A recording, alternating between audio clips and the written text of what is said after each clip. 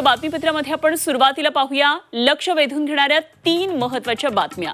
आणि यामध्ये पहिली लक्ष वेधून घेणारी महत्त्वाची बातमी ती म्हणजे दीनानाथ मंगेशकर रुग्णालयातली तनिषा भिसे मृत्यू प्रकरणाचा अहवाल आज येण्याची शक्यता आहे। आरोग्य उपसंचालक आज अहवाल सरकारला देणार असल्याची सूत्रांकडून माहिती कळते। तेव्हा अहवालानंतर सरकार कारवाईबाबत नेमका काय निर्णय घेणार याकडे संपूर्ण राज्याचं वैद्यकीय क्षेत्राचं लक्ष आहे। दुसरी लक्ष वेधून घेणारी महत्त्वाची बातमी ती म्हणजे माणिकराव कोकाटे यांच्या संदर्भातली। माणिकराव कोकाटेंनी शेतकऱ्यांच्या कर्जमाफी संदर्भात केलेल्या वक्तव्यानंतर शेतकरी चांगले संतप्त झालेत। चौफेर टीकेनंतर कोकाटेंनी काल दिलगिरी व्यक्त केली। मात्र कोकाटेंची दिलगिरी नको तर त्यांनी माफी मागावी अशी मागणी आता होतीये। आणि तिसरी लक्ष वेधून घेणारी महत्त्वाची बातमी ती म्हणजे प्रशांत कोरटकर संदर्भातली।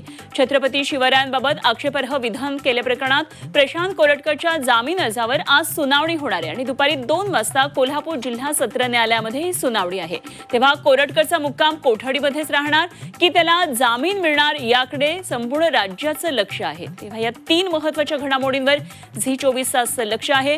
या संदर्भातलं सविस्तर वृत्त आपण पाहणार आहोत।